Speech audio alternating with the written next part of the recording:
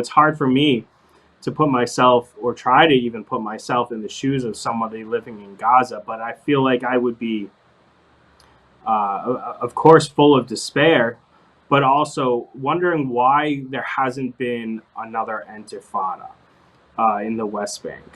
And you've studied this issue for even longer than I have, which has been for some time and quite rigorously. So I'm wondering, what is your perspective? Why hasn't there been another Intifada, and um, what might spark one?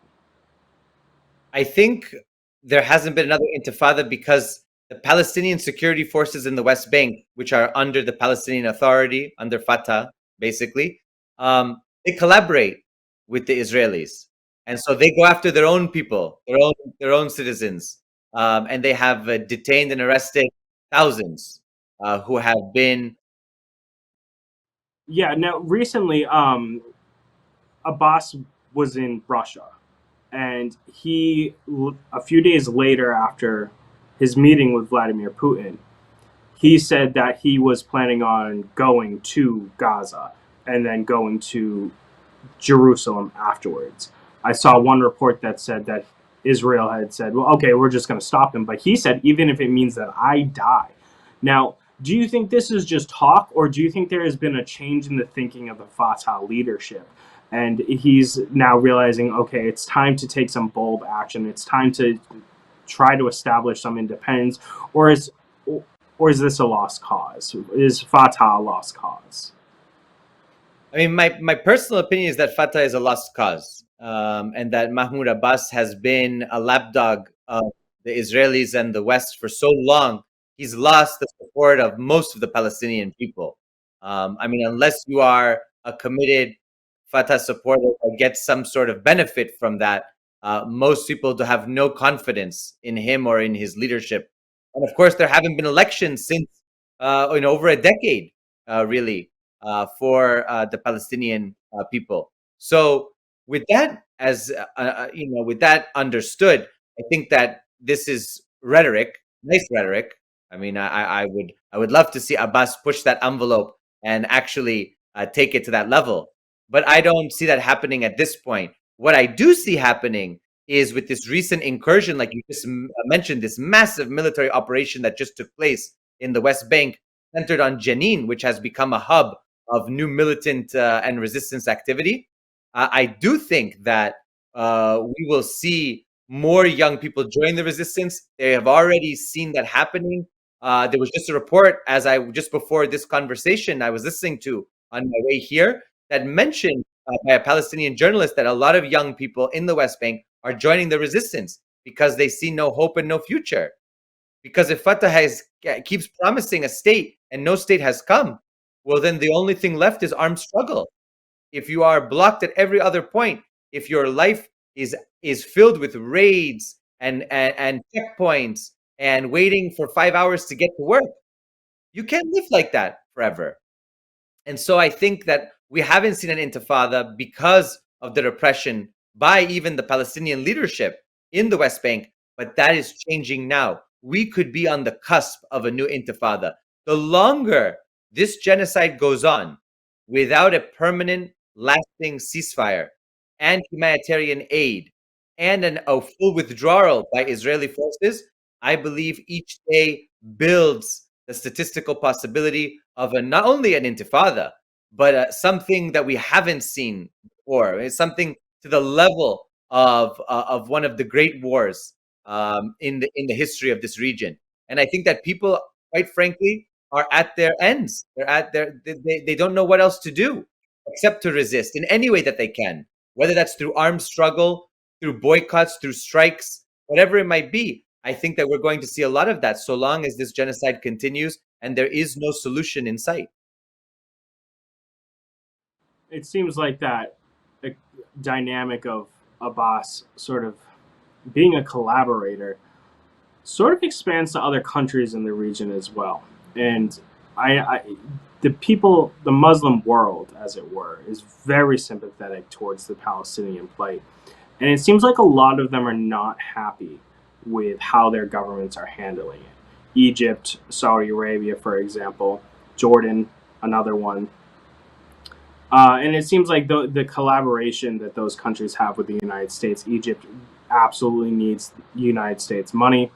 Jordan, um, the same. Saudi Arabia, the same. And so that is the reason. That they haven't done more for the Palestinians. Those governments haven't done more. But I often find myself wondering at what point will their populations say enough is enough. Erdogan, member of NATO, talks a lot of talk. He has even hinted at possibly invading Israel at one point. But again, he just talks. So I I wonder if you see any red line for these other countries. At this point, especially for countries like Jordan and Egypt and a lot of the other countries, like you mentioned, Turkey, I don't see any red line. I mean, maybe a red line would be the destruction of Al-Aqsa. But even then, people are now, with dark humor, saying that even if Al-Aqsa was destroyed, uh, the various, Wahhabis and Salafis would say, "Good, it's also idolatry to worship that mosque." That somehow there would be justification for not getting involved, and I think that's very disturbing when you look at the Gulf states, when you look at Jordan, which of course is custodian to the Al-Aqsa compound, still has rights and has some sort of authority in the West Bank. The Egyptians, the Turks.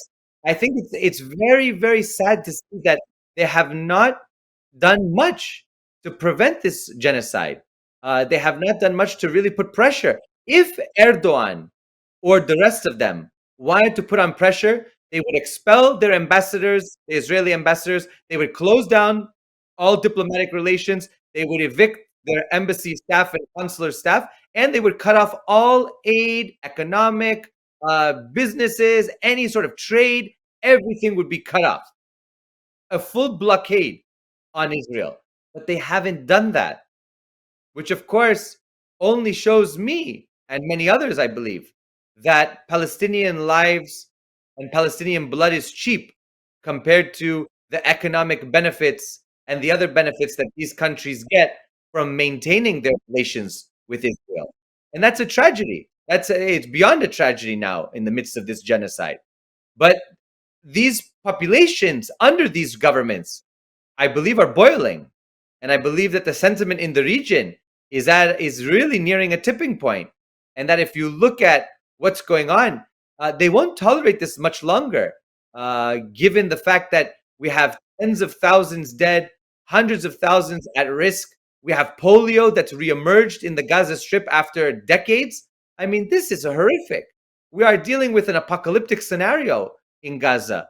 And I think that people cannot bear to see every night in their social media innocent children with missing arms, missing legs, faces blown off, blinded, burned through all their body. It's just, at some point, it becomes too much. And these regimes face their own existential threats at home if they continue to allow this and to perpetuate it. Yeah, I mean it's horrible what's happening, and I know even for me, and I followed this issue and seeing the previous. Uh, I guess I want to say genocides, but no one ever really called it a genocide until recently. Though I did in private, but in 2021, there was another there was a major attack on Gaza, nowhere near as big as this.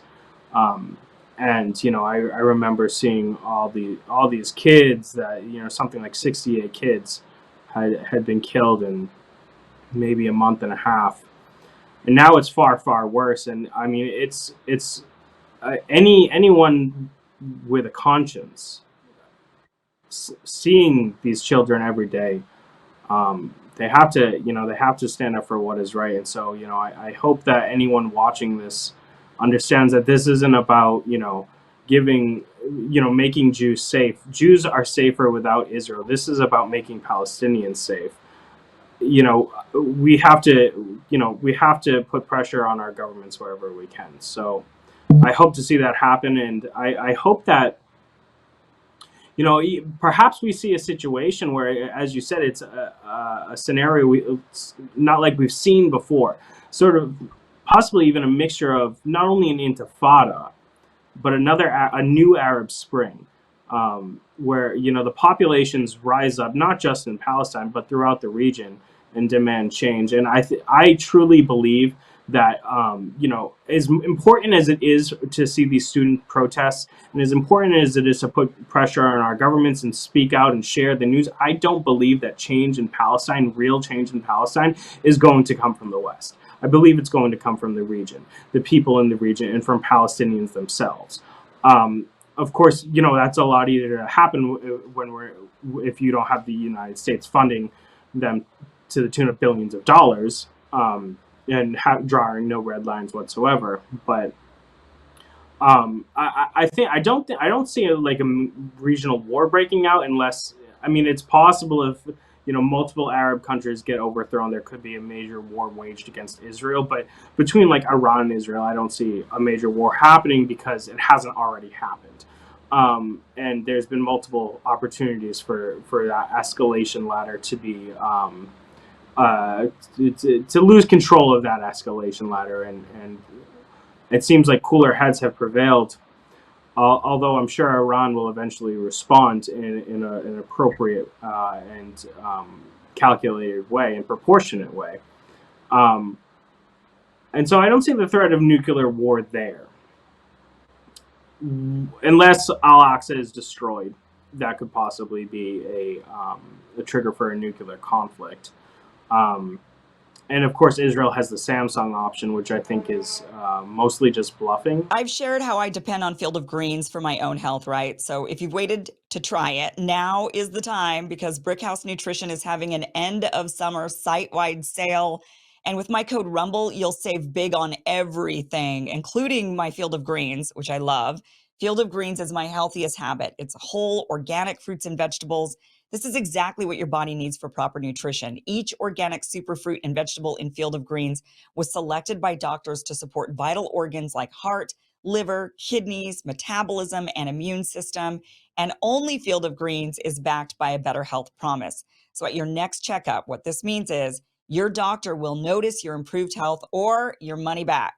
So don't miss this massive end of summer sale. Go to fieldofgreens.com, use my code RUMBLE to save on everything. You need to jump on this deal before it goes away.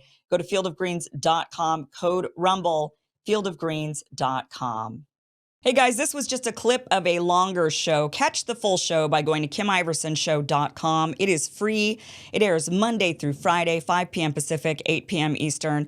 You could go back now and watch this full interview. I highly recommend it. Again, go to KimIversonShow.com. Thank you so much for watching.